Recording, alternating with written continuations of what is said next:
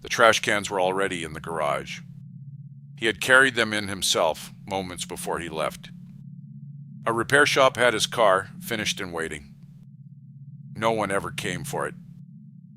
$650 stayed in the bank account. The paychecks were never cashed. The phone was never used again. Between that garage and the school lay a stretch of quiet residential street. Daylight. A Wednesday morning. He never arrived. His name was Jason Jolkowski. He was only a few blocks from his destination. And when the school security cameras were checked, Jason was nowhere to be found. It was Wednesday, the 13th of June, 2001. Omaha, Nebraska. The Benson neighborhood. Jason was 19. He lived with his parents and his younger brother on a quiet residential block. It was summer break. Jason and his younger brother were home. Their parents were at work. Late that morning, the phone rang. It was his manager at Fazoli's, out on 80th and Cass. They needed him early. His car was in the shop, so he decided to walk 4 miles in June before a full shift. A co-worker offered to drive him instead. They agreed to meet at Benson High School. Jason chose the location. He'd gone to school there. He knew it well. He had a learning disability affecting speech and language. Giving directions was difficult for him, so he picked the one place he would never have to describe. He was wearing black dress pants and black dress shoes, a white Chicago Cubs shirt, a blue Cubs cap. He carried his red Fazoli's work shirt to change into when he got there. In 7 days, he was due to start a new job. In 11 days, he would turn 20. At 10:45, a neighbor saw him in the driveway. He was helping his younger brother pull the trash cans in off the curb. Then he walked off in the direction of the school. The street was residential and almost entirely empty. Mid-morning, midweek in June. Everyone who lived there was at work. He had made the walk before. It should have taken only a few minutes. His co-worker was already on her way. At 11 o'clock, his co-worker was waiting in the parking lot at Benson High School. Jason was not there. She waited 15 minutes, 20, 30. She did not have a mobile phone. Most people did not in 2001. So she left the lot, found a payphone, and called his house. It was somewhere between 11:15 and 1/2. That call is the moment the disappearance was discovered. Not by police, not by a witness, by a co-worker wondering why a reliable teenager was late for his shift. He had left the driveway in black dress shoes. Mid-June, mid-morning, on a residential sidewalk with almost nothing moving on it. His work shirt was in his hand. Red, folded, to be changed into when he got to the restaurant. And he was walking a route he had picked himself because it was the one he would never have to explain to anyone. Somewhere on that route, between his driveway and the school, the record ends. There is no sighting after 10:45. No signal, no transaction, no call. The security cameras at Benson High School were checked. He does not appear on them. His parents came home that evening to a son who was not there.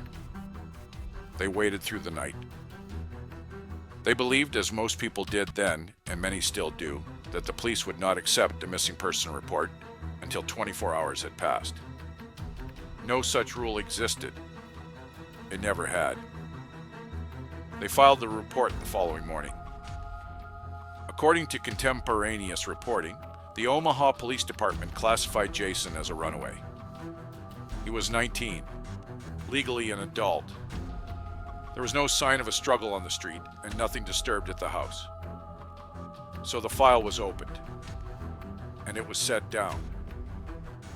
Reporting on the case indicates no organized search of his route began for roughly 10 days. Not the sidewalks, not the yards, not the houses standing on either side of half a mile of residential street.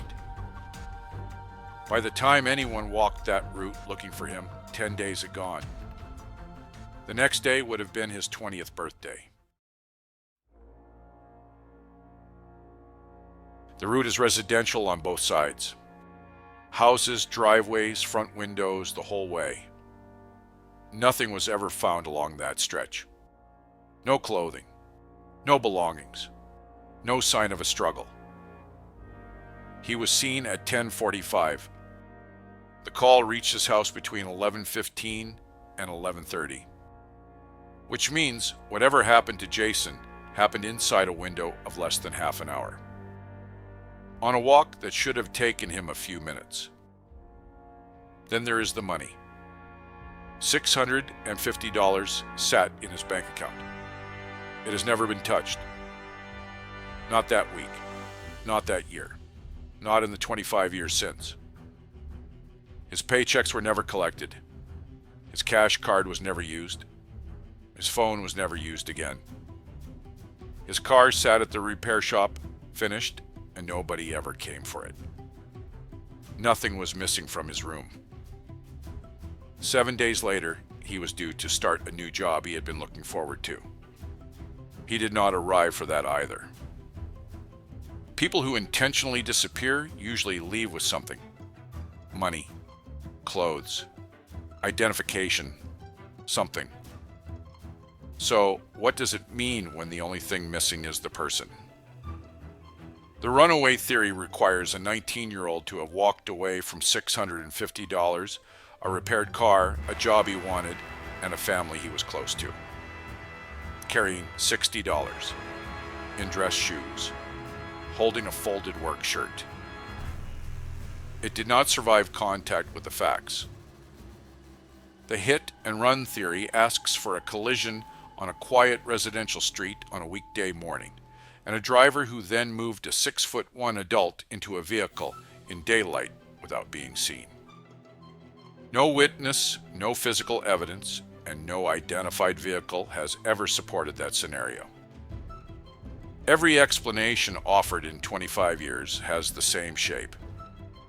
Each one needs the street to have been empty at exactly the wrong moment. And each one requires him to leave behind his money, his car, and the job he was starting in 7 days. Nothing in the case moved. So his mother moved instead. Kelly Jolkowski was not an investigator, a lawyer, or a lobbyist. She built a website for her son herself and put his face on it.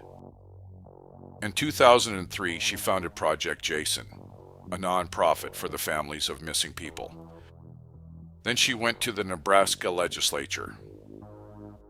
On the 25th of May, 2005, National Missing Children's Day, the Nebraska unicameral passed Legislative Bill 111.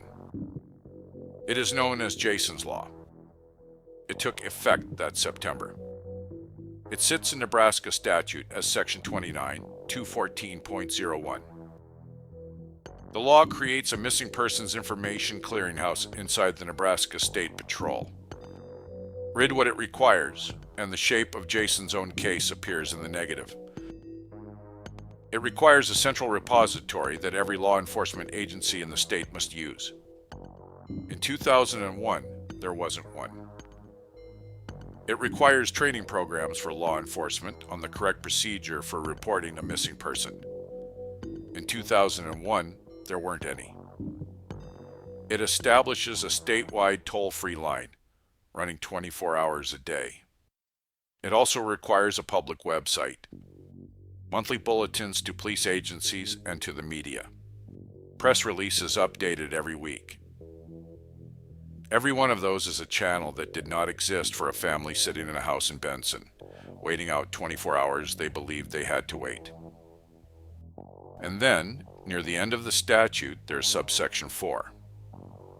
The purpose of the Missing Persons Information Clearinghouse is to serve as a repository, It does not relieve the law enforcement agency having jurisdiction over a missing person case of its investigatory duties. The law his mother spent 4 years building can compel the state to record that a person is missing. It cannot compel anyone to go and look for them. Jason's law has been in force for 21 years. The person it is named after has never been found. The cans were already in the garage. That was the last thing anyone watched him do. The $650 has never been touched. The paychecks were never collected. The phone was never used again. The car sat at the repair shop, finished, waiting for someone who was a few blocks into a walk that should have taken minutes. Jason Anthony Jolkowski is still listed as missing. Endangered missing in the national records. NamUs, case number 73. The Omaha Police Department still holds the file open. He was born on the 24th of June, 1981. He would be 45 years old. There is one more line in his mother's law. Subsection 5. It governs what happens to a missing adult's record once their case is closed. All information in the clearinghouse relating to a missing person who is an adult shall be purged when the person's location has been determined and confirmed. The clearinghouse lets go of you when you are found. That is the condition. That is the only condition. 21 years on, Jason Jolkowski's record is still in the system that carries his name. It has never been purged.